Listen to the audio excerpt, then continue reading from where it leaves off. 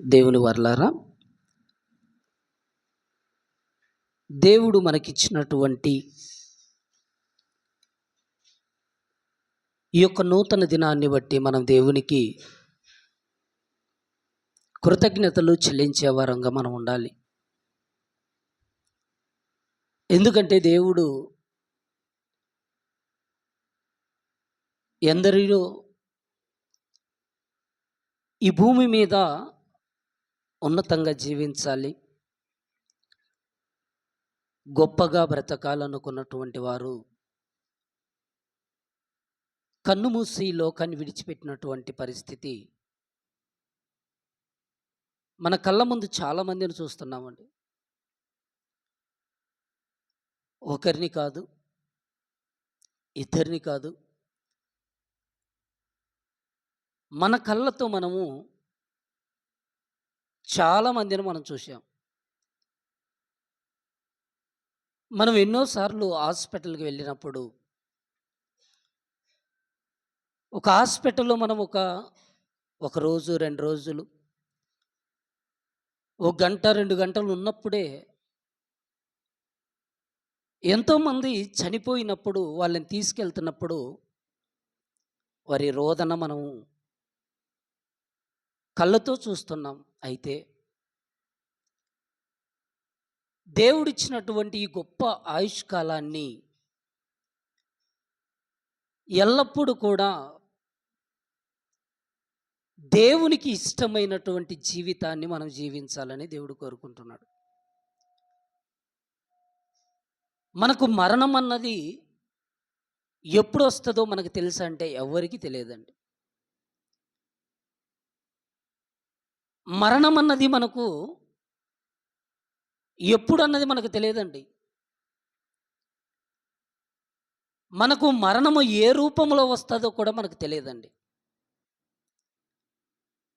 మన జీవితం గురించి దేవుడు మీరు ఇంతలో కనబడి అంతలో మాయమైపోతామంట చూడండి. మీరు ఇంతలో కనబడి అంతలోనే మాయమైపోతామంట చూడండి.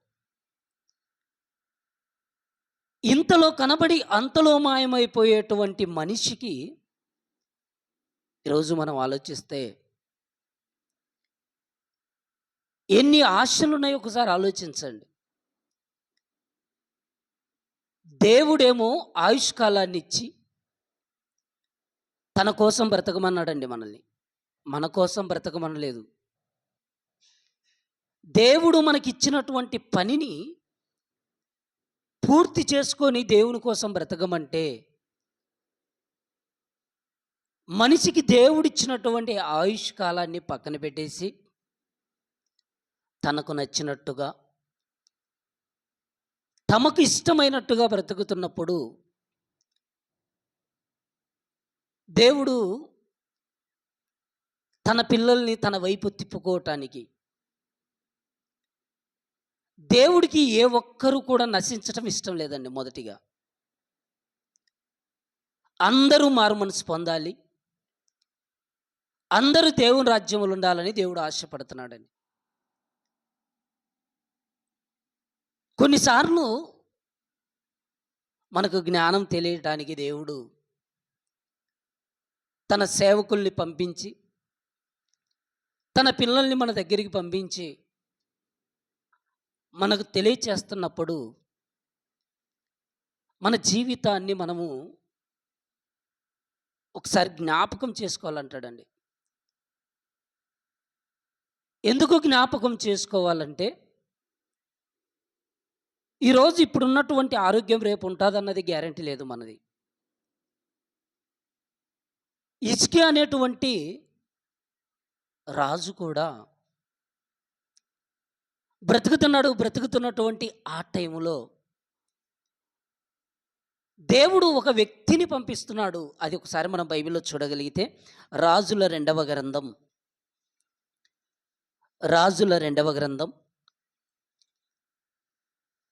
20వ అధ్యాయం,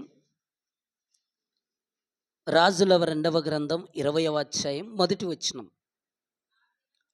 ఆ దినములలో హిజ్కియాకు మరణకరమైనటువంటి రోగము కలుగగా ఆమోజు కుమారుడును ప్రవక్త అయిన యెషయా అతని యొద్దకు వచ్చి, నీవు మరణమవుచున్నావు, బ్రతుకవు గనుక నీవు నీ ఇల్లు చక్కబెట్టుకోమని యెహోవా సెలవిచ్చుచున్నాడని చెప్పగా, అతడు తన ముఖము గోడ తట్టు తిప్పుకొని, యెహోవా, యథార్థ హృదయుడనై సత్యముతో నీ సన్నిధిలో నేను ఎట్లు నడుచుకుంటునో, నీ దృష్టికి అనుకూలముగా సమస్తమును నేను ఎట్లు జరిగించుతునో కృపతో జ్ఞాపకం చేసుకో అంటున్నాడు. చూడండి, ఇప్పుడు హిజ్కియాకు రోగం వచ్చేసింది, చావున్నది దగ్గర పడుతుంది. అలాంటి టైంలో దేవుడు ప్రవక్త అయినటువంటి యెషయాను అతని యొద్దకు పంపుతున్నాడని, ఇదిగో నీవు మరణమైపోతున్నావు కనుక నీ ఇల్లు చక్కబెట్టుకో అన్నాడు. వెంటనే అండి హిజ్కియా రాజు, దేవా, యథార్థ హృదయుడునై నీ సన్నిధిలో నేను ఎట్లు ప్రవర్తించుతునో ఒకసారి జ్ఞాపకం చేసుకో అని హిజ్కియా కన్నీళ్లు పెట్టినట్టుగా మనకి ఇక్కడ కనబడుతుంది. చూడండి, దేవా, నీ సన్నిధిలో నేను ఎలా ఉన్నానో ఒకసారి నన్ను జ్ఞాపకం చేసుకో అని హిజ్కియా ఏం చేశాడంటే కన్నీళ్లు పెట్టాడండి. ఎప్పుడైతే ఈ హిజ్కియా కన్నీళ్లు పెట్టాడో మరలా ప్రవక్తను ఎనిక్కి పంపించి, నీ ప్రార్థన నేను అంగీకరించాను, నీ కన్నిటిని నేను చూశాను, నువ్వు నా కోసం ఎలా బ్రతికావో దాన్ని బట్టి నీకు ఇంకా నేను 15 సంవత్సరముల ఆయుష్ను పొడిగించాను అని హిజ్కియాకు దేవుడు ఆయుష్కాలాన్ని ఇచ్చాడండి. హిజ్కియాలాగా మనకు ఎప్పుడైనా అలాంటి పరిస్థితి వచ్చినప్పుడు సేవకుడు చెబుతున్నా, ఎవరైనా మనకంటే పెద్దవాళ్ళు చెబుతున్నా, మనకన్నా చిన్నవాళ్ళు చెబుతున్నా, వాక్యం విషయంలో దేవుడు నాతో మాట్లాడుతున్నాడని సరి చేసుకునేటువంటి వాళ్ళు చాలా తక్కువ మంది అండి. హిజ్కియాను మనం ఆలోచిస్తే కన్నీళ్లు పెట్టుకున్నాడంట. చూడండి,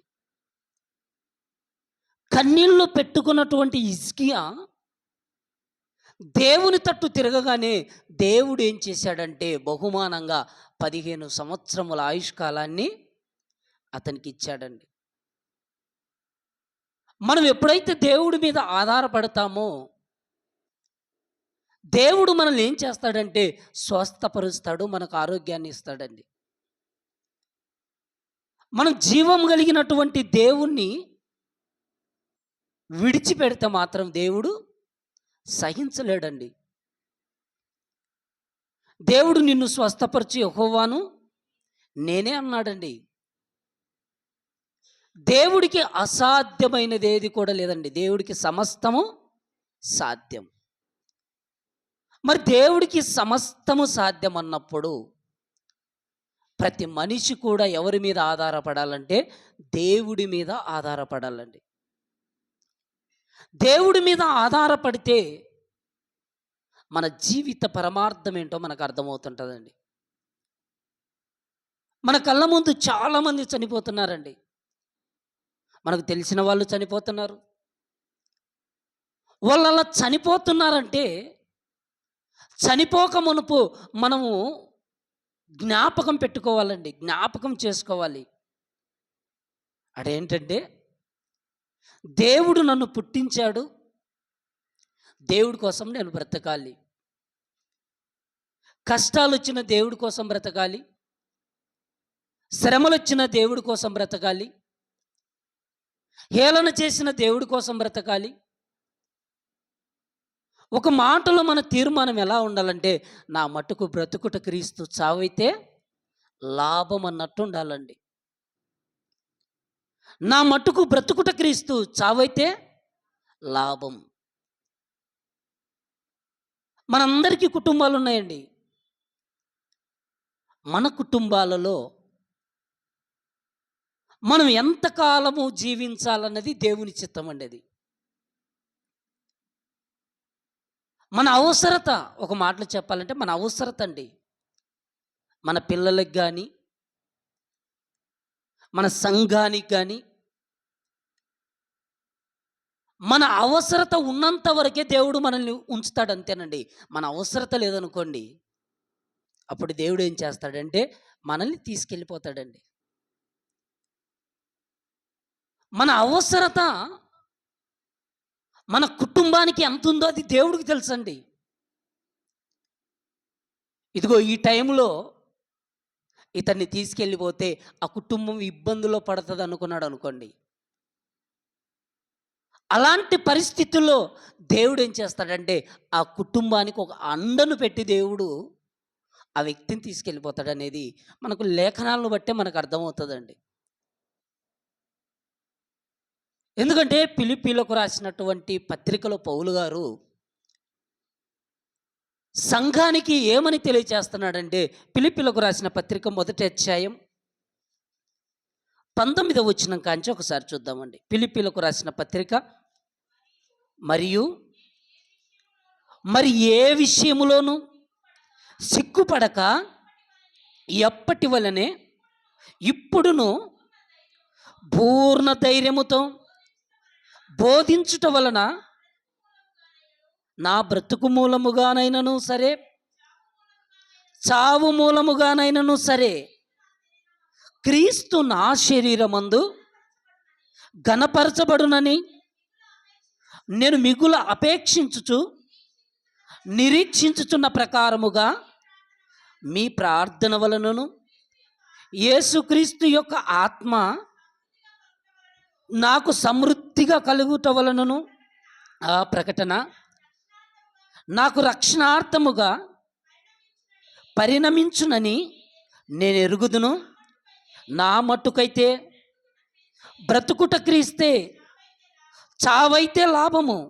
అయినను శరీరముతో నేను జీవించుటయే నాకున్న పనికి ఫలసాధనమైన ఉన్న ఎడల నేనేమి కోరుకుందునో నాకు తోచలేదు. ఇంకా ఈ రెండిటి మధ్యను ఇరుకున పడి ఉన్నాను. నేను ఎడలిపోయి క్రీస్తుతో కూడా ఉండవలనని నాకు ఆశ ఉన్నది. అది నాకు మరి మేలు. అయినను నేను శరీరమందు నిలిచి ఉండుట మిమ్మును బట్టి మరి అవసరమై ఉన్నది అన్నాడు. చూడండి, ఇక్కడ సంఘానికి పౌలు గారు చెబుతున్నటువంటి ఒక బోధన విధానం ఏంటంటే, బలహీనులైనటువంటి వారి కోసం నేను ఉండాలి అంటున్నాడండి. ఒక మాటలో చెప్పాలంటే, నాకు ఆశ ఏంటంటే నేను చనిపోయి దేవునితో కూడా ఉండాలన్న ఆశ నాకుంది. అయితే శరీరమును బట్టి మీతో కూడా మీ అవసరతలు తీర్చుటకు, మీకు ఇంకా జ్ఞానాన్ని నేర్పించుటకు నేను శరీరమందు ఉండటం అవసరమై ఉన్నది అని రాయబడింది. చూడండి, మనం అనుకుంటుటాం మనం చాలా వరకు నా కుటుంబం కష్టాల్లోనికి వెళ్ళిపోద్దండి, నా పిల్లలు అనాథలైపోతారండి, నా పిల్లల కోసం నేను ఇంకా బ్రతకాలండి అనుకుంటుంటారండి చాలామంది. అవునా కదా? ఎంతమంది ఆలోచన అంతా కూడా ఎలా ఉంటుందంటే, చాలామంది ఆలోచనలు నా పిల్లల కోసం బ్రతుకుతున్నానండి, నా కుటుంబం కోసం నేను బ్రతుకుతున్నానండి అని అంటుంటారండి. అపవాది మనిషిని ఏం చేస్తుంటుందంటే, ఇదిగో ఆత్మహత్యల వైపు తీసుకెళ్ళిపోతుంటుందండి. కుటుంబంలో కష్టం వచ్చింది అనుకోండి, ఆ కష్టాన్ని నువ్వు సహించలేవు గనక నువ్వేం చేస్తావంటే చనిపో అంటుందండి. చావే సమస్యలకు పరిష్కారం అయితే కాదు. చావు మనిషికి ఈ భూమి మీద ఉన్నటువంటి వాటికి పరిష్కారం కాదు. చనిపోతే మనం ఏమైపోతామంటే, మన ఆత్మ మనకై మనం చనిపోయామనుకోండి, మన ఆత్మ పాతాళానికి వెళ్ళిపోద్ది. పాతాళములో వేదనకరమైనటువంటి స్థలములోనికి మన ఆత్మ వెళ్ళిపోద్దండి. అంటే మన ఆత్మను, ఈ శరీరాన్ని ఇచ్చింది దేవుడు, ఆత్మనిచ్చింది దేవుడు గనక ఈ శరీరము, ఈ ఆత్మ, ఈ రెండు ఇచ్చింది దేవుడు. ఇదిగో ఈ శరీరములో నుంచి ఆత్మను కూడా ఎడబాటు చేయగలిగిన వాడు దేవుడు ఒక్కడేనండి. దేవుడు ఏ సమయం, ఏ క్షణం మనకు నిర్ణయించాడో ఆ క్షణమేనండి మన శరీరంలో ఉన్నటువంటి ఆత్మ అన్నది వెడలిపోద్దండి. శరీరములో ఆత్మ ఉన్నంత వరకు మనం ఏం చేయాలంటే భయభక్తులు కలిగి దేవుడి కోసం నమ్మకంగా, యథార్థంగా దేవుడి పనిని ఉన్నతంగా మనం చేయాలండి. మనం ఆలోచించుకుంటే ఏదో ఆదివారం మనం దేవుని సన్నిధిలో మన శరీరాలను మనం ఉంచగలుగుతున్నామే తప్ప సువార్త కోసం మనం ఏం కష్టపడటం లేదండి. 10 మందిలోనికి వెళ్ళిపోయి మనం ఒక కరపత్రిక కానీ, లేకపోతే ఒక వ్యక్తికి కానీ యేసుక్రీస్తు ప్రభుల వారి గురించి సమాజంలోనికి వెళ్ళి మనం ఏం చెప్పటం లేదండి. చెప్పగలుగుతున్నారా చెప్పండి?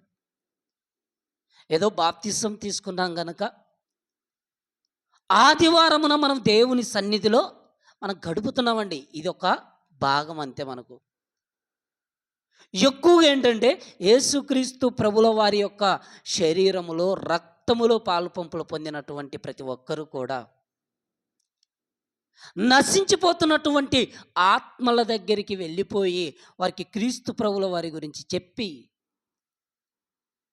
ఏదైనా రాయబడినటువంటి ఒక పాత నిబంధన బైబిల్ కానీ, క్రొత్త నిబంధన గ్రంథాలు కానీ వారికిచ్చి మీరు చదువుకోండి అని సమాజంలోనికి వెళ్ళి చెప్పి, ఒకరిని మనల్ని దూషించేంతగా, ఒకరిని మనల్ని నిందించేంతగా మనం అయితే మాత్రం దేవుని పని చేయటం లేదు. మనం రక్తము కారునంతగా యేసుక్రీస్తు ప్రభుల వారండి మన కోసం ఏం చేశాడంటే రక్తాన్ని కార్చాడండి. కార్చాడా, కార్చలేదా? యేసుక్రీస్తు ప్రభుల వారు సిలువలో రక్తాన్ని కార్చాడు. ఆ రక్తము ద్వారా మనమేమంటే కడగబడ్డాం అంతే. కడగబడ్డామే తప్ప కడగబడినటువంటి మనము క్రీస్తును గురించి ఎదుటి వారికి ప్రకటించటం లేదు.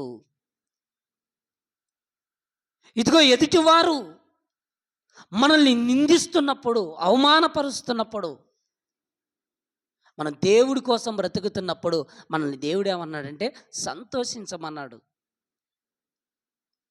చూడండి, హెబ్రీయులకు రాసిన పత్రిక 12వ అధ్యాయం, హెబ్రీయులకు రాసిన పత్రిక 12వ అధ్యాయం 4వ వచనాన్ని చూడండి. మీరు పాపముతో పోరాడుటలో రక్తము కారునంతగా ఇంకా దాన్ని ఎదిరింపలేదు అంటాడు. చూడండి, మీరు పాపముతో పోరాడుటలో, మనం పాపముతో పోరాడటములో రక్తము కారునంతగా మనం బ్రతకటం లేదంట. చూడండి, పోనీ దేవుని యొక్క పనిని మనం చేస్తున్నప్పుడు ఒకరు మనల్ని నిందించేటట్టుగా కూడా మనం ఉండలేకపోతున్నామంటే దేవుని పని విషయంలో అదండి. మన వ్యక్తిగతంగా మనల్ని కాదండి, దేవుడి పనిలో, దేవుని పని విషయంలో మనం ఒకరికి సువార్త ప్రకటిస్తున్నప్పుడు, మనల్ని నిందిస్తున్నప్పుడు, మనల్ని ఆటంకపరుస్తున్నప్పుడు మనం ఏం చేయాలంటున్నాడంటే సంతోషించాలంట. చూడండి, మత్తయి సువార్త 5వ అధ్యాయం 11వ వచనం. మత్తయి సువార్త 5వ అధ్యాయం. నా నిమిత్తము నా నిమిత్తము జనులు మిమ్మును నిందించి హింసించి మీ మీద అబద్ధముగా చెడ్డ మాటలు పలుకున్నప్పుడు మీరు ధన్యులు. ఎవరి నిమిత్తం అంటున్నాడు చూడండి, నా నిమిత్తం. మనం ఎందుకు ఈ మాటలు ప్రకటిస్తున్నామంటే, ఇదిగో ఏ ఒక్క వ్యక్తి అయినా కూడా దేవుని వైపు తిరుగుతాడని, ఏ ఒక్కరైనా కూడా దేవుడి మాటకు లోబడతానని. ఎందుకంటే మరణం అన్నది అందరికి ఉందండి. మరణం అందరికి వచ్చేస్తుంది. మనం ఈ భూమి మీద ఎంతకాలం ఉంటామంటే కొంతకాలమే. మనం ఇంతలో కనబడి అంతలో మాయమైపోయేటువంటి ఆవిరి వంటి జీవితం కలిగినటువంటి మనం రక్షింపబడ్డాము గనక మనం ఇంకొక వ్యక్తి అన్న దేవుని దగ్గరికి వస్తాడు. ఈ దినాన ఈ మాటలు వింటే మనసు మారుతుందన్నటువంటి ఆలోచనతోనే ఈ మాటలు మనం ప్రకటిస్తున్నామే తప్ప ఒకరి మీద కోపంతోనూ, ఒకరి మీద ద్వేషముతోనూ, ఒకరి మీద అసూయతోనూ మనం ప్రకటించటం లేదండి. ఎందుకంటే దేవుడి దగ్గరికి మనిషి రావాలి. దేవుడు మనిషిని ఎప్పుడు తీసుకెళ్ళిపోతాడో తెలియదండి. దేవుడిచ్చినటువంటి ఈ అవకాశం అండి, గొప్ప అవకాశం. ఆయన సన్నిధిలో గడిపేటువంటి అవకాశం ఉన్నప్పుడు రాలేకపోతే అది చాలా పాపం అండి. అది దేవుడిచ్చేటువంటి అవకాశం. ఇప్పుడు మా కళ్ళ ముందు మనం ఆలోచిస్తే, మా మామ ఉన్నాడండి. ఆయన గత దినాలలో ఒక 2 నెలలుగా ఎలా ఉన్నాడంటే మంచానికి పరిమితమైనటువంటి పరిస్థితి అండి. మంచానికి పరిమితమైపోయిన పరిస్థితి. ఆ మంచానికి పరిమితమైపోయినటువంటి పరిస్థితుల నుంచి దేవుడు ఏం చేశాడంటే ఆరోగ్యాన్ని ఇచ్చాడండి. ఇప్పుడు దేవుడిచ్చినటువంటి ఆరోగ్యాన్ని బట్టి ఇప్పుడు ఆయన దగ్గరికి మనం ఏం వెళ్ళలేదండి. మరలా మందిరానికి రమ్మని కూడా మనం ఏం చెప్పలేదండి. ఆయనకు దేవుడిచ్చినటువంటి ఆరోగ్యాన్ని బట్టి, ఆ శక్తిని బట్టి మరలా దేవుని సన్నిధిలో గడపటానికి ఆయన ఒక్కడు తిరుక్కొని వచ్చాడు చూడండి. అలా వెళ్ళి చూసినప్పటికీ ఒక టైంలో నోట్లోకి వీగలు వెళ్ళిపోతూ ఎంతో భయంకరమైనటువంటి ఆ స్థితి నుంచి దేవుడు ఏం చేశాడంటే, ఇదిగో ఆయుష్కాలాన్ని హిజ్కియాకు పొడిగించినట్టుగా, అది కొద్ది కాలమైనా సరే అండి. ఆయుష్కాలం అన్నది మనం వెలకట్టలేనిదండి. దేవుని యొక్క సన్నిధిలో మనం గడిపితే, ఒక దినము గడిపితే 1000 దినముల కంటే శ్రేష్టం అన్నాడు చూడండి. దేవుడు మనకిచ్చినటువంటి ఆయుష్కాలం అది మనం వెలకట్టలేనిదండి. ఈ వెలకట్టలేనటువంటి ఆయుష్కాలాన్ని దేవుడు మనకు మరణ పడక మీద నుంచి లేపి మనల్ని ఇచ్చినప్పుడు, ఆ దేవుని సన్నిధిలో మనం ఏం చేయాలో తెలుసా? కృతజ్ఞత కలిగి జీవించాలండి.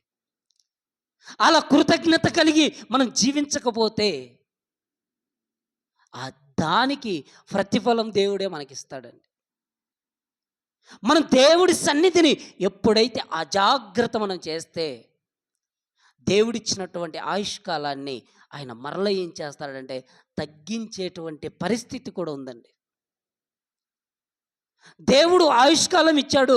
ఆయుష్కాలాన్ని మనం ఉపయోగించుకోకపోతే, అధికముగా దుర్మార్గపు పనులు చేయకొన్నాడంటే, ఇదిగో దొంగతనం చేసో, వ్యభిచారం చేసో, ఇంకొకటి చేసో కాదండి. దేవుడిచ్చినటువంటి ఆ కాలాన్ని, దేవుడిచ్చినటువంటి ఆ సమయాన్ని ఆయన సన్నిధిలో కూడా ఒకవేళ మనం గడపలేకపోతే, మనము దేవుడికి వ్యతిరేకంగా పాపం చేసిన వారమే. అందుకే ప్రసంగి గ్రంథంలో ఒక మాట రాయబడింది చూడండి. ప్రసంగి గ్రంథం 5వ అధ్యాయం, ప్రసంగి గ్రంథం 7వ అధ్యాయం, క్షమించండి, ప్రసంగి గ్రంథం 7వ అధ్యాయం 17వ వచనాన్ని ఒకసారి చూడండి. అధికముగా అధికముగా దుర్మార్గపు పనులు చేయకుము, బుద్ధిహీనముగా తిరగవద్దు. నీ కాలమునకు ముందుగా నీవెలా చనిపోదు అంటున్నాడు చూడండి. దేవుడు మనకు హెచ్చరిక చేస్తున్నట్టుంది చూడండి. అధికముగా దుర్మార్గపు పనులు చేయకుము, బుద్ధిహీనముగా తిరగవద్దు. నీ కాలమునకు ముందుగా నీవెలా చనిపోతావు అంటున్నాడు చూడండి. అంటే దేవుడిచ్చేటువంటి కాలం వరకు మనము దేవుడికి నమ్మకంగా ఉండాలండి. దేవుడిచ్చినటువంటి ఆ కాలం వరకు మనం ఎలా ఉండాలంటే నమ్మకంగా ఉండాలండి. అలా నమ్మకంగా మనం లేకపోతే చావు మనల్ని దగ్గరికి వచ్చేంత వరకు దేవుడి పని మనం చేయాలండి. దేవుడి పని మనం చేయాలి. దేవుడి పనిని మనం చేయలేమన్నటువంటి ఒక బాధ అన్నది నాకు గత 5 దినాల క్రితం కనపడిందండి. ఎందుకంటే 5 దినాల క్రితం నేను ఏంటంటే షాపు పెడదామని ఆ షాపులో పని చేసుకుంటూ నేను ఒక సేవకుడిగా నేను ఉన్నప్పటికీ జీవన విధానం నిమిత్తం అంటే షాపులో పని చేసుకోవడానికి అక్కడ నేను కూర్చున్నానండి. అలా షాపులో నేను కూర్చొని అలా ఉన్నప్పుడు ఇదిగో మా ఇంటికి ఎదురుగున్నటువంటి రాజరక్తం అయ్య గారు సైకిల్ మీద ఆ షాప్కి ఎదురుగా వచ్చాడు. ఆ రోడ్డు దగ్గర నిలబడ్డాడు. వచ్చేటోళ్ళకు పోయేటోళ్ళకు కరపత్రికలు ఇస్తున్నాడండి. వచ్చేటోళ్ళకు పోయేటోళ్ళకు కరపత్రికలు ఇస్తున్నాడు. నేను ఆడ షాప్లో కూర్చొని చూస్తున్నాను. నేను పిలిచి మాట్లాడటానికి కూడా నాకు ఏమనిపించిందంటే, ఒక సేవకుడిగా నేనే ఇలా ఉన్నాను. ఒక విశ్వాస జీవితంలో ఉండి అనేక ప్రాంతాలకు వెళ్ళి కరపత్రిక రూపంలో దేవుడి యొక్క మాటలు ప్రకటించటంలో ఆయన ముందున్నాడు అనుకొని నేను అలానే మౌనంగా ఉండిపోయానండి. మళ్ళా రోజు సాయంత్రానికి రాత్రి 8 గంటలకు నేను పని ముగించుకొని 9 గంటల ఆ సమయంలో వచ్చేసరికి అక్కడ అంబులెన్స్ ఉంది. ఎవరో అని మనకు తెలియదు. ఇంటికి వచ్చేదాకా కూడా తెలియదండి. నాకు ఇప్పటికి కూడా అనిపించేది ఏంటంటే, దేవుడి పనిని అలా చేస్తూ చచ్చిపోవాలండి మనం. దేవుడి పనిని మనం ఒకరికి పరిచయం చేస్తూ దేవుడి పనిలో ఉండే చచ్చిపోవాలండి. మనం ఎప్పుడైనా కూడా దేవుడి పని చేయకుండా మన కాలానికి ముందుగా మనం ఒకవేళ చచ్చిపోతే అది అది మనకు మన ఆత్మను పాతాళ లోకానికి తీసుకెళ్ళిపోయేదండి. ఇప్పుడు ఆయనను మనం ఆలోచిస్తే ఒక 2 సంవత్సరాల క్రితం అండి ఎక్కడో అనంతపురంకు వెళ్ళిపోయాడండి. ఎందుకంటే ఈ గిద్దలూరు ప్రాంతంలో లేరా, ప్రకాశం జిల్లాలో లేరా, ఎక్కడో ఉన్నటువంటి వారికి దేవుడి గురించి చెప్పాలి, దేవుడి గురించి ప్రకటించాలి. ఎందుకంటే అది ఆత్మల భారం అంటారండి ఒక మాటలో చెప్పాలంటే. అలా సువార్త కోసం వెళ్ళిపోతే ఆయనను కరపత్రికలను ఇస్తున్నప్పుడు ఎట్లా అంటే అమ్మ నా బూతులు తిట్టి అంత పెద్ద వయసు ఉన్నటువంటి ఆయన్ను కూడా తిట్టడం వల్ల అలా తిట్టిన తర్వాత ఆ కరపత్రికలన్నీ కూడా కింద పడిపోతే వాటన్నిటిని కూడా ఒక్క మాట కూడా అనలేదండి. ఆ కరపత్రికలన్నీ కూడా పేర్చి మరలా తీసుకొని ఇంటికి వచ్చాడంటే అసలు ఆ రోజు దేవుడు కాపాడాడండి. అంటే అనేకులకు సువార్తను ప్రకటించటం విషయంలో కూడా ఇదిగో మనం కూడా జాగ్రత్త కలిగి ఉండాలండి. నాకు అనిపించిందండి, నాకు మన గేట్ అంత దూరమేనండి ఆ షాపుకు యువకులకి, రోడ్డు కౌకల ఆయన, రోడ్డుకి యువకులు నేనున్నాను. నేనైతే షాప్‌లో కూర్చున్నాను. ఆయన మాత్రం కరపత్రిక పంచుతున్నప్పుడు నాకే సిగ్గనిపించిందండి. ఒక సేవకుడిగా ఉన్నటువంటి నేను, సువార్త పనిని అనేకులకు పరిచయం చేయవలసినటువంటి నేను, ఇదిగో ఇలాంటి స్థితిలోనికి ఎందుకెళ్ళిపోతున్నానో నాకనిపించిందండి. ఇప్పుడు ఆయన ఆలోచిస్తే హింసింపబడ్డాడు. ఒకసారి మత్తయి సువార్త 5వ అధ్యాయం ఒకసారి చూడండి. మత్తయి సువార్త 5వ అధ్యాయం 11వ వచనం. నా నిమిత్తము జనులు మిమ్మును నిందించి, హింసించి, మీ మీద అబద్ధముగా చెడ్డ మాటలెల్లా పలుకున్నప్పుడు మీరు ధన్యులు, సంతోషించి ఆనందించుడి, పరలోకమందు మీ ఫలమధికమగును అన్నాడు చూడండి. పరలోకమందు మీ ఫలం అధికమవుతుంది. అదేనండి ఆయన ఆలోచించుకున్నది. పరలోకములో మనకు ప్రతిఫలం రావాలంటే ఇక్కడ భూమి మీద మనల్ని అన్నాడు గనక మనమంటే ఇంకా ఫలం తగ్గిపోద్దండి.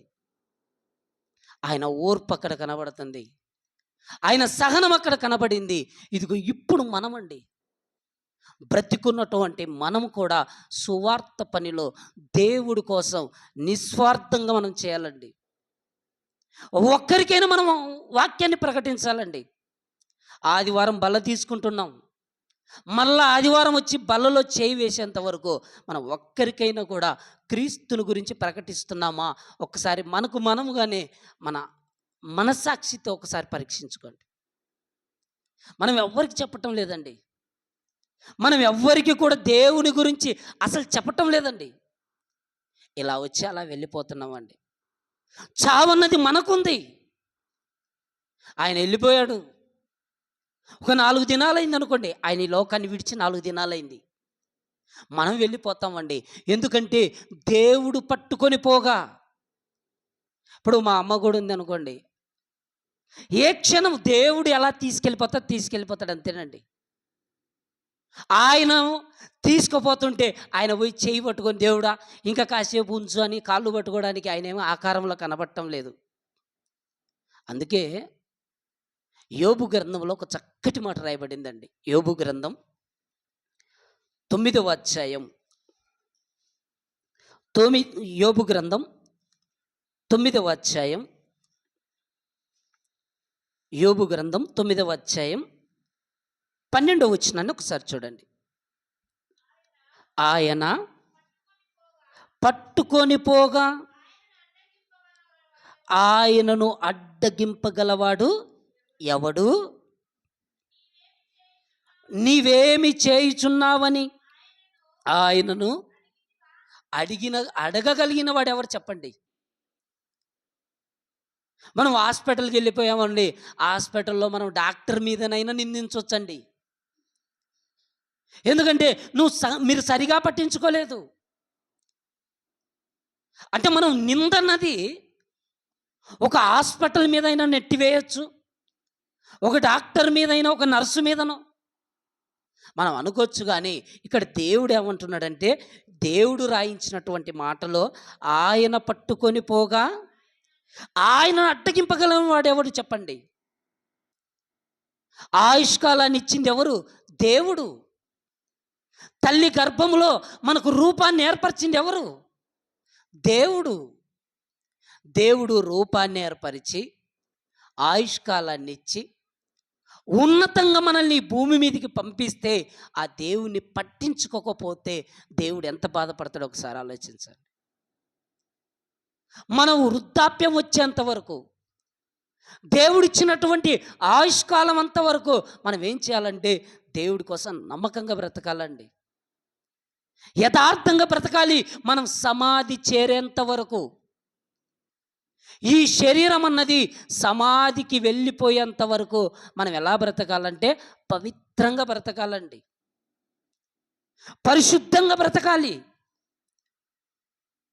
ఒకనాడండి ఇశ్రాయేలు ప్రజలు రాజు కావాలని ఎవరిని కోరుకున్నారంటే సౌలును కోరుకున్నారు. సౌలు రాజును కోరుకున్నారండి. సౌలును రాజుగా చేస్తే ఆయన కొంతకాలం దేవుడు మాట విన్నాడు, తర్వాత దేవుడు మాట వినలేదండి.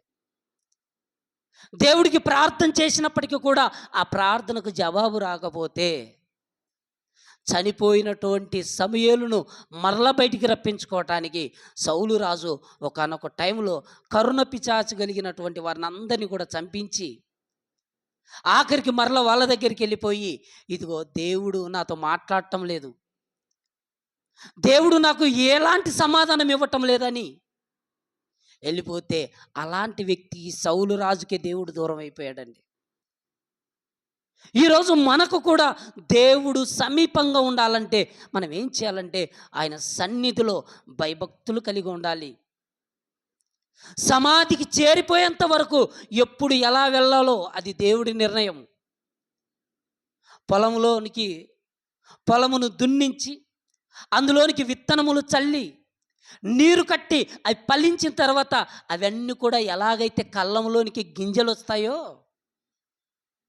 వృద్ధాప్యంలోనికి వెళ్ళినటువంటి మనుషులు ప్రతి ఒక్కరు కూడా ఎక్కడికి వెళ్ళాలంటే సమాధికి వెళ్ళాలని దేవుడు రాయించాడండి. చూడండి, యోబు గ్రంథం 5వ అధ్యాయం, యోబు గ్రంథం 5వ అధ్యాయం 26వ వచనం చూడండి. వాటి కాలమున ధాన్యపు పనలు ఇల్లు చేరునట్లు పూర్ణ వయస్సు గలవాడవై నువ్వు సమాధికి చేరేదవు అంటున్నాడు. చూడండి, ఏంటి? పూర్ణ వయస్సు గలవాడవై మనం సమాధికి చేరేంత వరకు మనం ఎలా ఉండాలంటే యథార్థంగా ఉండాలండి. మన కాలం ఎప్పుడు వస్తుందో మనకు తెలియదు. మనం ఆలోచిస్తున్నప్పుడు భక్తిగా బ్రతుకుతున్న వాళ్ళు ఒక యాక్సిడెంట్లో చనిపోతుండొచ్చండి. పాపముతో బ్రతుకుతున్నటువంటి వాళ్ళు యాక్సిడెంట్లో చనిపోవచ్చు.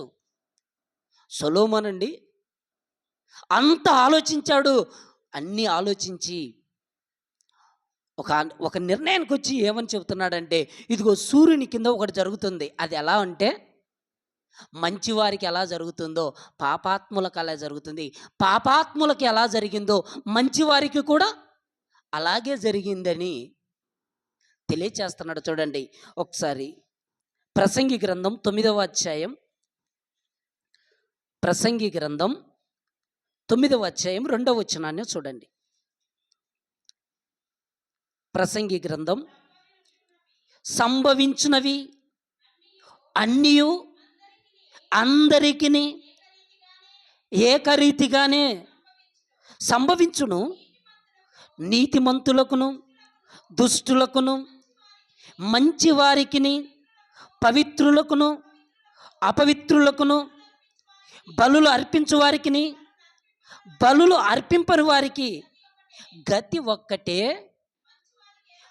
మంచివారికి ఎలాగున్ననో పాపాత్ములకును అలాగునే తటస్థించుతున్నది అంటుడు. చూడండి, మంచివారి కొరకు మరణం ఉంది, చెడ్డవారి కొరకు కూడా మరణం ఉంది అని తెలియజేస్తున్నాడు. చూడండి, పాపాత్ములు మరణించి వెళ్ళిపోతున్నారు ఈ లోకాన్ని, మంచివారు కూడా మరణించి ఈ లోకాన్ని విడిచి వెళ్ళిపోతున్నారు. నీతిమంతులు చనిపోయిన తర్వాత అది ఎవరైనా మనసున పెడతారంటే ఎవరు మనసున పెట్టరండి.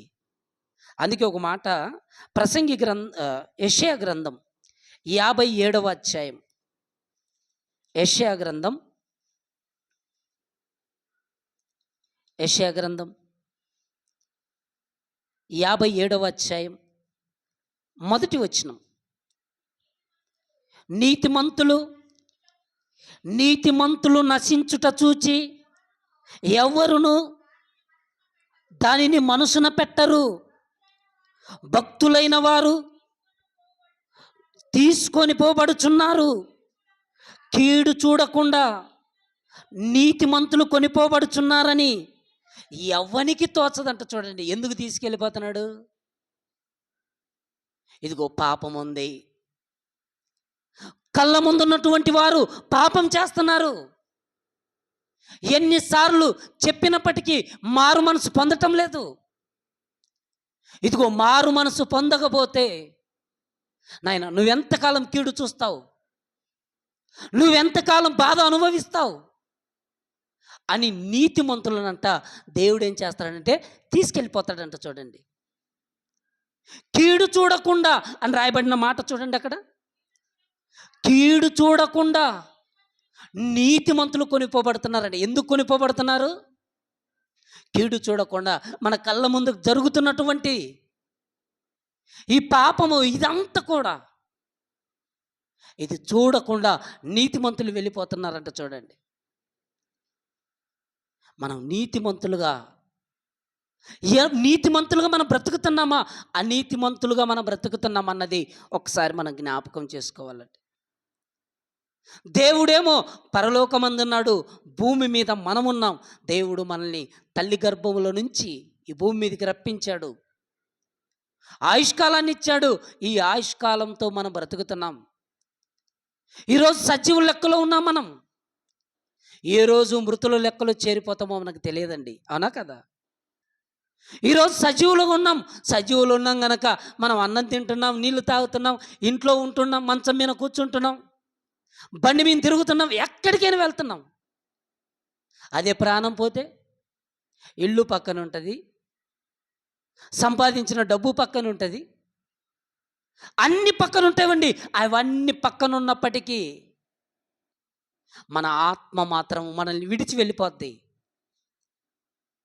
ఏ సంఘటన చూసినటువంటి ఏ ఒక్కరైనా కూడా మనసు మార్చుకొని దేవుని వైపు తిరిగిన వాళ్ళు ఉన్నారంటే అసలు లేరండి. చావు దగ్గరికి వెళ్ళిపోతాం, వస్తాం, బట్టలు స్నానం చేస్తాం, బట్టలు మార్చుకుంటామే తప్ప అసలు మనిషి అన్నవాడు బ్రతుకును మార్చుకోవటం లేదండి. బ్రతుకును మార్చుకోవటం లేదు కనుక ఈ రోజుటికి కూడా సత్యం అర్థం కావటం లేదు. నీతిమంతులు కొనిపోబడుతున్నారు. నీతిమంతుని యొక్క పిల్లలు ఒకవేళ చచ్చిపోతే నీతిమంతుడైతే ఏమంటాడంటే దేవుడిచ్చాడు, దేవుడు తీసుకెళ్ళిపోయాడు అంటాడండి. అదే భక్తిహీనులైతే దేవుడు ఆ లోకములో ఎంతోమంది పిల్లలుంటే నా పిల్లల్నే తీసుకెళ్ళిపోయావా అని దేవుణ్ణి నిందించే వాళ్ళు కూడా లేకపోలేదండి. దేవుణ్ణి నిందిస్తారు, కానీ నీతిమంతుడు మాత్రం ఏమంటాడంటే దేవుడిచ్చాడు, దేవుడు తీసుకొని పోతాడండి. యోబు గారికి అండి పిల్లలను దేవుడిచ్చాడు. యోబు గారికి 10 మంది పిల్లల్ని దేవుడిచ్చాడండి. ఈ 10 మంది పిల్లలు ఏం చేశారంటే వారి అన్న ఇంట్లో భోజనానికి విందు అంటండి, విందు భోజనానికి కూర్చున్నారండి. భోజనానికి కూర్చున్నప్పుడు అరణ్యము నుండి సుడిగాలి వచ్చిందంటండి. అరణ్యము నుండి సుడిగాలి రాగానే ఆ ఇంటిని కొట్టిందంటండి. ఆ ఇల్లంతా కూలబడిపోయింది. ఆ ఇంటి కింద ఉన్నటువంటి పిల్లలు ఏమయ్యారంటే ఒకేసారి చచ్చిపోయారండి. పరిగెత్తుకుంటూ వచ్చి చెప్పాడు, ఒంటెలు పోయాయి, ఆస్తి పోయా, అది పోయా, ఇది పోయా అన్నీ చెప్పారండి. ఆఖరికి పిల్లలు కూడా పోయారు అని చెప్పాడండి. అలా చెప్పగానే నీతిమంతుడు గనక యోబు గారు ఏమన్నారు ఒకసారి యోబు గ్రంథం మొదటి అధ్యాయం, యోబు గ్రంథం మొదటి అధ్యాయం, యోబు గ్రంథం మొదటి అధ్యాయం 19వ వచనం కంచి చూద్దామండి, 18వ వచనం కంచి చూద్దామండి. అతడు మాటలాడుచుండగా వేరొకడు వచ్చి నీ కుమారులను నీ కుమార్తెలను తమ అన్న ఇంట భోజనము చేయుచు ద్రాక్షారసపానము చేయుచుండగా ఒక సుడిగాలి అరణ్య మార్గమున వచ్చి ఆ ఇంటి 4 మూలలు కొట్టగా అది యవ్వనుల మీద పడినందున వారు చనిపోయిరి. దాని నీకు తెలియజేయుటకు నేను ఒక్కడినే తప్పించుకొని వచ్చి ఉన్నాను. అప్పుడు యోబు లేచి తన పై వస్త్రములు చింపుకొని తల వెంట్రుకలు కొరిగించుకొని నేల మీద సాష్టాంగపడి నమస్కారం చేసి ఇట్లా నేను నా తల్లి గర్భములో నుండి దిగంబరిగా వచ్చి తిని దిగంబరిగానే మరలా తిరిగి వెళ్ళిపోదును అంటున్నాడు. చూడండి ఎంత చక్కటి మాటను ఇక్కడ యోబు గారు తన పిల్లలు చనిపోతే చెబుతున్నాడు. చూడండి, ఒక్కరు చనిపోతేనే మనం ఎన్నో మాట్లాడటం దేవుణ్ణి. ఎంతో అంగలార్పు అనేది మనం కారుస్తుంటామండి. కానీ ఇక్కడ యోబు గారిని మనం ఆలోచిస్తే, తన పిల్లలు అందరూ చనిపోయినప్పటికీ ఇప్పుడు ఏమంటున్నానంటే, నేను నా తల్లి గర్భము నుండి దిగంబరిగా వచ్చాను. నా తల్లి గర్భంలో నుంచి నేను వచ్చేటప్పుడు ఎవరిని తీసుకురాలేదు, ఏ ఆస్తిని పట్టుకొని రాలేదు. ఇదిగో నేను మరలా వెళ్ళిపోతున్నప్పుడు నేనేది కూడా చేత పట్టుకొని పోను అన్నది గ్రహించాడు గనక యోబు గారు ఆ మాట పలుకుతున్నాడండి. ఈరోజు మనం అనుకుంటామండి, ఈ సంపాదన అంతా శాశ్వతం అనుకుంటుంటాం. మనకున్న ఇల్లు మంది అనుకుంటుంటాం, అన్ని మనవి అనుకుంటుంటామండి. కానీ మన ప్రాణం పోయిందనుకోండి, మనం బ్రతికుంటే ఇంట్లో ఉంటామండి, చనిపోతే ఇంటి బయట మాత్రమే ఉంటామండి. మనం బ్రతికుంటే మనం ఇంట్లో ఉంటాం, చనిపోతే ఇంటి బయట ఉంటాం. కనుక ఇంటి బయట ఎన్ని రోజులు ఉంచుతారు? అవసరమైతే 1 రోజు, 2 రోజులు, 3 రోజులు అంతేనండి. 3 రోజులు దాటిందనుకోండి, మన శరీరం ఎక్కడికి వెళ్ళిపోద్ది? ఊరు బయటికి, శ్మశానం దగ్గరికి వెళ్ళిపోద్దండి. దేవుడు ఇచ్చినటువంటి ఈ మట్టి శరీరం, మట్టి నుండి వచ్చినది మరలా మట్టికి వెళ్ళిపోవాలి కదా. ఎన్ని రోజులు ఓపిక పడతారు మట్టిలో పెట్టకుండా? అంటే మా అయితే 3 రోజులు, 4 రోజులు అంతేనండి. ఆ తర్వాత మరలా మట్టికి తీసుకెళ్ళిపోతారు. యోబు గారు ఎంత ఆలోచించి ఒక చక్కటి మాట అంటే, ఇదిగో నేను తల్లి గర్భములో నుంచి దిగంబరిగా వచ్చాను, దిగంబరిగానే మరల నేను తిరిగి వెళ్ళిపోతానని గ్రహిస్తున్నాడు. చూడండి, మనం అనుకుంటున్నామా చెప్పండి? అసలు మనం ఎలా బ్రతుకుతున్నామంటే, చావు నాకు రాదులే అన్నట్టు మనం బ్రతుకుతున్నామండి. అవునా కదా? ఏ క్షణం మరణం మనల్ని తీసుకెళ్ళిపోతుందో అనేది మనకు తెలియటం లేదు. మనం అనుకుంటున్నాం, నేను ఎక్కువ కాలం బ్రతుకుతానులే, ఇంకా 20 ఏళ్ళు బ్రతుకుతాను, 30 ఏళ్ళు బ్రతుకుతాను అని మన జీవితంలో మనం అలానే కొనసాగుతున్నామండి. భూమి మీద బ్రతికున్నటువంటి మనం సంపాదించినది ఏది కూడా మనం చేతపట్టుకొని పోవండి. దిగంబరికి వచ్చాము, దిగంబరిగానే వెళ్ళిపోతాం. అదే ప్రసంగి కూడా అదే మాట చెప్తాడండి. ప్రసంగి గ్రంథం 5వ అధ్యాయం 15వ వచనాన్ని చూడండి. ప్రసంగి గ్రంథం 5వ అధ్యాయం 15వ వచనం. వాడు ఏ ప్రకారముగా తల్లి గర్భము నుండి వచ్చెనో ఆ ప్రకారముగానే తాను వచ్చినట్లే దిగంబరిగానే మరలా పోవును. తాను ప్రయాసపడి చేసుకొనిన దానిలో ఏదైనాను చేత పట్టుకొని పోడంట. చూడండి, ఏది పట్టుకుపోడంట అండి. ఎవరు పట్టుకెళ్ళిపోరండి. ఎందరూ ఈ భూమి మీదకి వచ్చారో చనిపోయినటువంటి ప్రతి ఒక్కరూ డబ్బులు అక్కడే వదిలిపెట్టి వెళ్ళిపోయారు. నడిపినటువంటి వాహనాలు అక్కడే విడిచిపెట్టి వెళ్ళిపోవాలి. ఎవరు మన వెంట రారండి. పిల్లలు రారు, భార్య రాదు, ఎవ్వరు రారు. మనతో పాటు వెళ్ళేది మన క్రియలండి, అంతే. మనం భూమి మీద బ్రతికున్నప్పుడు మనం ఏం చేశామో అవే మన వెంట వస్తాయే తప్ప, ఇదిగో మనం సంపాదించుకున్నవి రావు. మన కుటుంబీకులు రారు. ఇదిగో మనము ఏ పని చేస్తామో, మంచి పని చేస్తే మంచి పని వస్తుంది, చెడ్డ పని చేస్తే చెడ్డ పని వస్తుందండి. ఈ దేహముతో, అది కూడా ఈ దేహముతో మనం ఏం చేస్తే అదే వస్తుంది అంటారు. చూడండి, కొరింథీయులకు రాసిన 2వ పత్రిక, కొరింథీయులకు రాసినటువంటి 2వ పత్రిక 5వ అధ్యాయం 10వ వచనం. ఎందుకనగా తాను జరిగించిన క్రియల చొప్పున అవి మంచివైనను సరే, చెడ్డవైనను సరే, దేహముతో జరిగించిన వాటి ఫలమును ప్రతివాడు పొందినట్లు మనమందరమును క్రీస్తు న్యాయపీఠము ఎదుట ప్రత్యక్షము కావాలి అంటున్నాడు. చూడండి, మనం భూమి మీద బ్రతుకున్నప్పుడు ఈ దేహముతో మనం జరిగించినటువంటి క్రియలు అవి చెడ్డవైనా సరే, మంచివైనా సరే, వాటిని బట్టి దేవుడు మనకు తీర్పు అన్నది ఇస్తాడని ఇక్కడ రాయబడింది చూడండి. అంటే ఈ దేహముతో ఉన్నంత కాలం మనం ఏం చేయాలంటే, ఇదిగో దేవుడి పని చేయటానికి మనం సిద్ధపడాలండి. దేవుడు మాత్రం మనల్ని పిలుచుకుంటున్నాడు.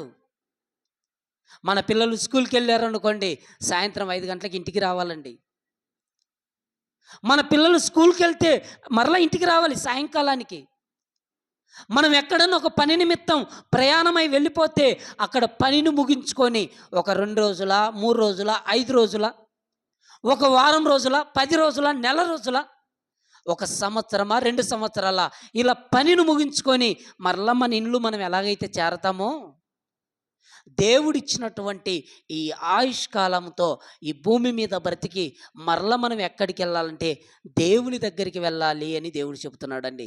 చూడండి, కీర్తనల గ్రంథం 90వ అధ్యాయం, కీర్తనల గ్రంథం 90వ అధ్యాయం మొదటి వచనం. ప్రభువా, తరతరముల నుండి మాకు నివాస స్థలము నీవే. పర్వతములు పుట్టక మునుపు భూమిని, లోకమును నీవు పుట్టింపక మునుపు యుగ యుగములు నీవే దేవుడవు. నీవు మనుషులను మంటికి మార్చుచున్నావు.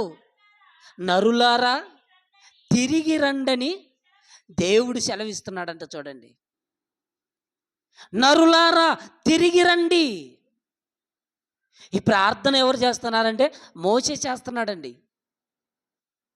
మోషే చేస్తున్నటువంటి ప్రార్థనలో ఏమని జ్ఞాపకం చేసుకుంటున్నాడంటే, ఇదిగో ప్రభువా, తరతరముల నుండి నీవు మాకు నివాస స్థలం. మన నివాస స్థలం ఎక్కడుందంటే దేవుడి దగ్గరండి. యేసుక్రీస్తు ప్రభుల వారు కూడా, ఇదిగో నేను వెళ్ళిపోతున్నాను, మరలా నేను వస్తాను, నేను వెళ్తున్నది ఎందుకంటే మీకు పరలోకములో స్థలము సిద్ధపరచడానికి వెళ్తున్నాను అన్నాడండి. దేవుడి దగ్గర మనకు స్థలం ఉంది. మన నివాస స్థానం ఏంటంటే దేవుడు. ఆ దేవుడి దగ్గరికి వెళ్ళవలసినటువంటి ఆ స్థితిని మనందరం కలిగి ఉండటానికి ఇక్కడ మోషే చేస్తున్నటువంటి ప్రార్థనలు ఏం కనబడుతుందంటే, తరతరముల నుండి మాకు నివాస స్థలం నీవే. లోకమును భూమి పుట్టక మునుపు నీవు మమ్మును పుట్టించావు. మనం అందరము ఎప్పుడున్నామంటే లోకం పుట్టక మునిపే మనం ఉన్నాం. ఈ శరీరాన్ని ధరించుకొని ఇప్పుడు మనం కనబడుతున్నాం ఈ భూమి మీద. కన్ను మూసిన తర్వాత మన ఆత్మ మరలా ఎక్కడికి వెళ్ళిపోవాలంటే దేవుడి దగ్గరికి వెళ్ళిపోవాలండి. దేవుడి దగ్గరికి మన ఆత్మ వెళ్ళాలి. అలా వెళ్ళటానికి ఈ భూమి మీద మనం ఎలా బ్రతకాలంటే భక్తిగా బ్రతకాలి, భయభక్తులు కలిగి బ్రతకాలి, దేవుని సంతోష పెడుతూ బ్రతకాలి. కానీ దేవుణ్ణి మనం ఏం చేస్తున్నామంటే ఈ శరీరముతో ఉన్నంతకాలం దేవుణ్ణి దుఃఖ పెడుతున్నామండి, దేవుణ్ణి బాధ పెడుతున్నాం. ఈ శరీరము నిష్ప్రయోజనమైనది. ఈ నిష్ప్రయోజనమైన దాని గురించి ఆలోచించుకుంటూ ప్రయోజనమైనటువంటి ఆత్మను ఏం చేస్తున్నామంటే పక్కన పెట్టేస్తున్నాం మనం. ఆత్మ పాతాళానికి వెళ్ళిపోతుంది, ఆత్మ ఆరని అగ్నిగుండానికి వెళ్ళిపోతుంది. అలా వెళ్ళిపోకుండా ఉండాలంటే దేవుడి సన్నిధిలో మనం ఏం చేయాలంటే కాలాన్ని గడపాలండి. సజీవులు ఉన్నటువంటి ఈ దేశములో మనం దేవుని సన్నిధిలో ఏం చేయాలంటే దేవునికి కృతజ్ఞతాస్తుతులు చెల్లించాలండి. మృతులు చెల్లించలేరండి. మృతులు ఇదిగో పాతాళ లోకములో మౌన స్థితిలోనికి వెళ్ళిపోతారండి. కానీ సజీవులమైనటువంటి మనం మాత్రమే దేవుడు చేసినటువంటి మేలును బట్టి, దేవుడు మన పట్ల చూపిస్తున్నటువంటి ఆ జాలిని బట్టి మనం దేవునికి కృతజ్ఞత చెల్లించాలి. ఒక్క మాటలంటే దేవుడు మన పట్ల మనకు చేస్తున్నటువంటి ఉపకారములకు మనం ఏం చేయగలం చెప్పండి?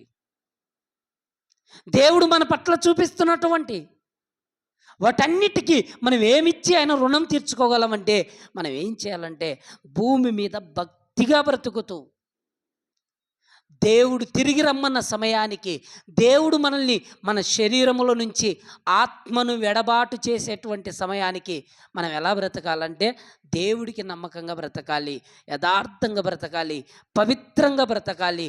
పరిశుద్ధంగా ఉంటే మన ఆత్మ పరలోకం వైపు అడుగు వేస్తుంది తప్ప, మన పాపముతో ఒకవేళ ఉంటే మన ఆత్మ ఎలా వెళ్ళిపోద్దంటే పాతాళ లోకం వైపు వెళ్ళిపోద్దండి. దేవుడు కూడా మంచి మాట ఏమని రాయించాడంటే, మనము మన శరీరం విడిలే సమయానికి మన ఆత్మ దేవుని దగ్గరికి వెళ్ళాలంటండి. దేవుని దగ్గరికి వెళ్ళేటట్టుగా మన కళ్ళ ముందు ఉన్నటువంటి మనుషులు బ్రతుకుతున్నారంటే బ్రతకటం లేదని చెప్పుకోవచ్చండి. ప్రసంగి గ్రంథం 12వ అధ్యాయం, ప్రసంగి గ్రంథం 12వ అధ్యాయం 7వ వచనం. మన్నైనది వెనుకట వలనే మరలా భూమికి చేరును, ఆత్మ తాను దయచేసిన దేవుని యొద్దకు మరలా పోవునన్నాడు. చూడండి, అంటే మరలా పోయేటట్టుగా మనం బ్రతుకుతున్నామా? దేవుడి నియమం ఏంటంటే, ఇదిగో ఆత్మ దేవుని దగ్గరికి వెళ్ళిపోవాలి. మోసే చేసిన ప్రార్థనలు కూడా అదే కదా మనకు కనబడుతుంది. ప్రభువా, తరతరముల నుండి నీవు మాకు నివాస స్థలము, ఇదిగో భూమిని లోకమును పుట్టకమునుపు మేమున్నాం. నువ్వు ఉన్నటువంటి ఆ లోకానికి మన ఆత్మ మరల వెళ్ళిపోవాలండి. కన్ను మూసిన తర్వాత మన ఆత్మ వెళ్ళిపోయేటట్టుగా మనము భూమి మీద సత్క్రియలు చేసి మనం బ్రతకాలండి. దేవుని గురించి ప్రకటించి మనం చచ్చిపోవాలండి. దేవుని గురించి అనేకులకు మనం తెలియచేయాలండి. కానీ అది మనం ఏం చేయటం లేదండి. మనం అనుకుంటున్నాం, దేవుడు నాకు ఆయుష్కాలాన్ని ఇచ్చాడు, ఈ నెలకు సరిపోయేమైన బియ్యం ఉన్నాయి, ఈ నెలకు సరిపోయేమైన సరుకులు ఉన్నాయి, నాకు ఇప్పుడు ఏ కొదవ లేదని మనం అనుకోవచ్చండి. మనం అన్నం వండుకున్న తర్వాత, ఇంతకుముందు నేను వాట్సాప్లో కూడా ఒక వీడియో పెట్టానండి. ఒక అమ్మాయి అండి, 18-19 సంవత్సరాలు ఉంటాయి అంతే వయసు. 18-19 సంవత్సరాలు ఉన్నటువంటి వయసు అమ్మాయి ప్లేట్లో అన్నం పెట్టుకుంది. అన్నం తింటూనే ఉంది. అన్నం తింటూనే అలాగే ఒరిగిపోయింది, చనిపోయింది. అది రికార్డింగ్ అయిపోయిందండి. అంటే పాప చూడండి, ఆ అమ్మాయి అనుకున్నదండి, నేను చచ్చిపోయే ముందు ఈ అన్నం ఎందుకు తినాలనుకుందా, నేను బ్రతకాలనుకునే ప్లేట్లో అన్నం పెట్టుకుందండి. అంతేనా కదా? అన్నం కూడా ఏం తినలేదండి, 2 ముద్దలు తిన్నది అంతేనండి. అలా 2 ముద్దలు తిన్న తర్వాత ఆ అమ్మాయి మరలా అలాగే ఒరిగి కింద పడి చచ్చిపోయిందండి.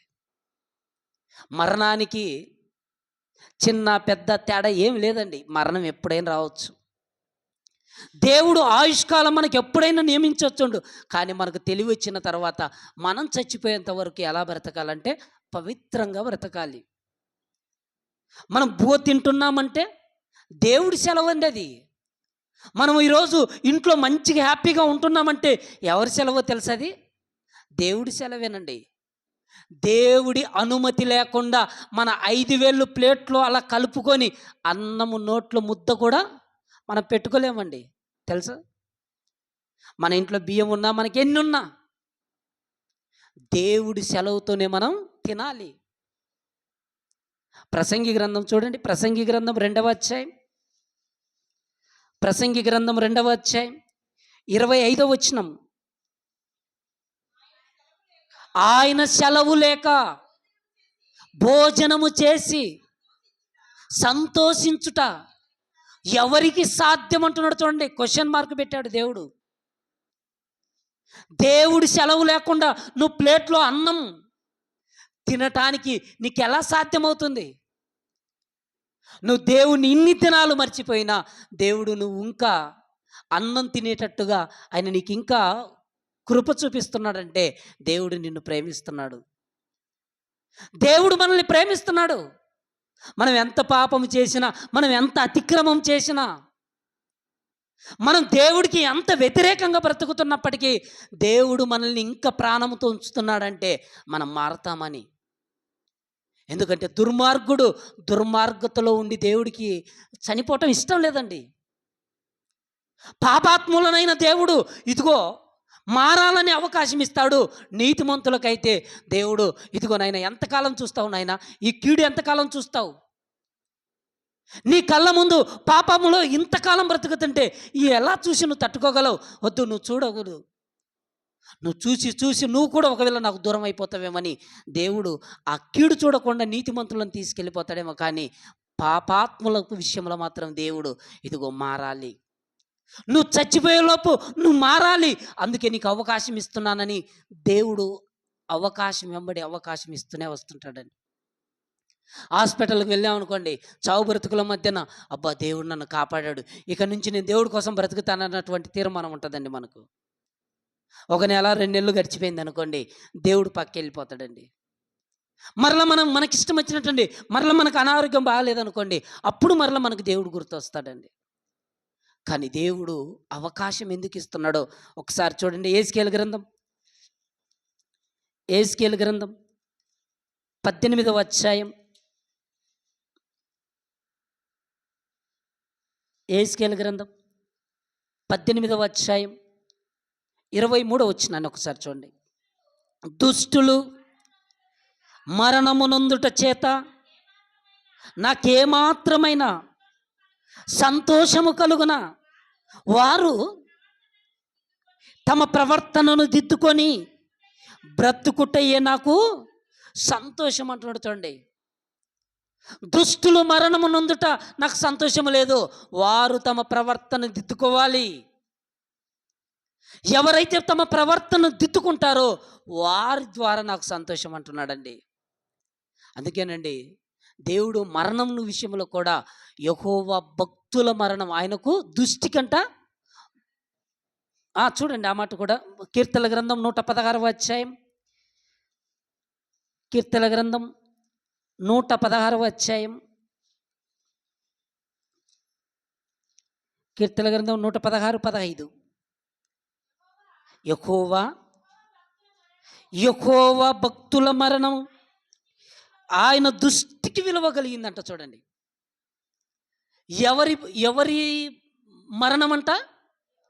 యెహోవా భక్తుల మరణం అంట. చూడండి, యెహోవా భక్తుల మరణం ఆయన దృష్టికి విలువ కలిగిందంట. చూడండి, నీతిమంతుడిగా మనం బ్రతికామనుకోండి దేవుడు సంతోషపడతాడండి.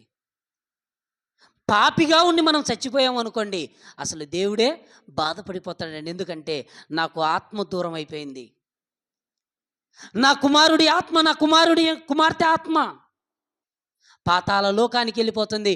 అక్కడ యుగ యుగాలు అగ్నిగుండములో అలా గడపాలి గనుక అక్కడ వేదనకరమైనటువంటి స్థలానికి వెళ్తున్నారని దేవుడు బాధపడుతున్నాడండి. దేవుని మనం సంతోష పెట్టాలంటే మనం దేవుని సన్నిధిలో మనం గడపాలండి. మృతులు అయినటువంటి వారు ఇంకా వాళ్ళకి ఎంత చెప్పినా కూడా ఇంకా వాళ్ళు వినరు, వాళ్ళకి అర్థం కాదు, ఇంకా వేస్ట్ అండి.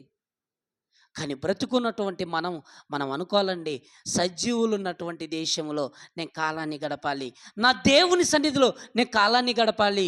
అందుకేనండి పోయిన వారంలో కూడా అన్నాం కదా, దావీదు అంటాడు, నా జీవిత కాలం అంతా కూడా నేను యెహోవా సన్నిధిలో కాలమును గడుపుదును అన్నాడు కదా. మరి దేవుడి సన్నిధిలో మనం కాలం గడిపితే, దేవుని సన్నిధిలో భయభక్తులు కలిగి మనం జీవిస్తే దేవుడు మనల్ని గొప్పగా తన స్థానం దగ్గరికి మనల్ని చేర్చుకుంటాడు. ఇంకా 9వ వచనాన్ని కూడా చూడండి. ఇదే కీర్తనల గ్రంథం 116వ అధ్యాయం 9వ వచనంలో, సజీవులున్న దేశములో యెహోవా సన్నిధిని నేను కాలం గడుపుదును అంటాడు. చూడండి, ఎవరున్న దేశంలో అంటే సజీవులు మనం సజీవులం అండి. ఇప్పుడు మనం బ్రతికే ఉన్నాం. మనం ఒకవేళ చనిపోయాం అనుకోండి మనం మృతులం అయిపోతాం. మనం ఇప్పుడు సజీవులం ఉన్నాం. మరి సజీవులం ఉన్న మనము జీవించుచున్నామన్న పేరు మాత్రమే ఉండి మరలా మృతుల లెక్కలోనికి వెళ్ళిపోతున్నామా? ఒక్కసారి మనల్ని మనమే పరీక్షించుకోవాలండి. ఎందుకంటే దేవుని సన్నిధి నుండి, దేవుని దగ్గర నుండి ఈ భూమి మీదకి వచ్చాం. మరలా ఇక్కడి నుంచి మరలా మనం ఎక్కడికి వెళ్ళాలంటే దేవుడి దగ్గరికి వెళ్ళాలండి. మీకు అర్థమవుతుందా? మనం ఎక్కడి నుంచి వచ్చాం? దేవుడి దగ్గర నుంచి వచ్చాము. మరలా కన్ను మూస్తే మనం ఎక్కడికి వెళ్ళాలి? దేవుని దగ్గరికి వెళ్ళాలి. దేవుని దగ్గరికి వెళ్ళటానికి ఈరోజు మనం సిద్ధపడుతున్నామంటే సిద్ధపడటం లేదండి. మనం ఎప్పుడైనా ఆలోచించుకున్నామా చెప్పండి? దేవుడా, నేను నీ దగ్గర నుంచి ఈ భూలోకానికి వచ్చాను నా తల్లి గర్భం ద్వారా. మరలా నేను ఇక్కడ కన్ను మూస్తే నేను నీ దగ్గరికి రావటానికి అసలు నాకు ఎంత ఆయుష్కాలాన్ని ఇచ్చావయ్యా? ఇక నేను ఎంతకాలం బ్రతుకుతానని మనం ఎప్పుడైనా ఒక్కసారి ప్రశ్న వేసుకున్నామా చెప్పండి? మనం ఎప్పుడు కూడా ప్రశ్న వేసుకోలేదండి. మన దినాలంటండి దేవుడు బెత్తెడు. మన ఆయుష్కాలం గురించి అసలు మనం ఆలోచించట్లేదండి. దావీదు తన ఆయుష్కాలాన్ని గురించి ఆలోచించాడండి. గొర్రెలు కాచుకుంటా అరణ్యంలో ఆలోచించాడో తెలియదు, పొలాలలో ఆలోచించాడో తెలియదు. ఎక్కడ ఆలోచించినప్పటికీ కూడా దేవుడి గురించి ఏమంటున్నాడంటే, ఇదిగో నా ఆయుష్కాలం నాకు తెలుపు అంటున్నాడు. చూడండి, మనం ఎప్పుడన్నా అడుగుతామండి? ఒక్క మాట చూసి ముగించుకుందాం. కీర్తనల గ్రంథం, కీర్తనల గ్రంథం 39వ అధ్యాయం, కీర్తనల గ్రంథం 39వ అధ్యాయం 4వ వచనాన్ని చూడండి. యెహోవా నా అంతం ఎట్లున్నది, నా దినముల ప్రయాణము ఎంతైనది నాకు తెలుపుము. నా ఆయువు ఎంత అల్పమైనదో నేను తెలుసుకొనగోరుచున్నాను అంటుండే. చూడండి, నేను ఎంతకాలము, నేను ఈ భూమి మీద ఇంకెంతకాలం బ్రతుకుతాను, నా జీవితము ఎప్పుడు ముగిసిపోతుందో అది నేను తెలుసుకొనగోరుచున్నాను అంటున్నాడు. చూడండి, ఇప్పుడు మనం ఏమనుకోవట్లేదండి, ఇంకా బ్రతకాలని మనం అనుకుంటున్నామండి, ఇంకా మనం సంపాదించుకోవాలని మనం అనుకుంటున్నాం.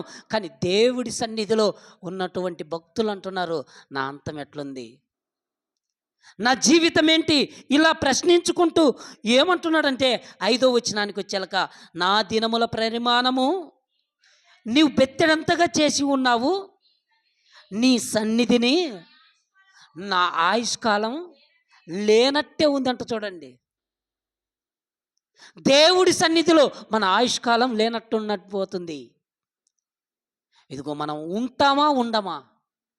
మనం కన్ను మూసిన తర్వాత దేవుడితో పాటు ఆ లోకములో ఆయనతో పాటు ఉంటామో ఉండమో ఒక్కసారిగా మనల్ని మనమే పరీక్షించుకోవాలి. దేవుని సన్నిధిలోనికి వచ్చాం, మరణం అన్నది మనకి ఎప్పుడు వస్తుందో మనకు తెలియదు.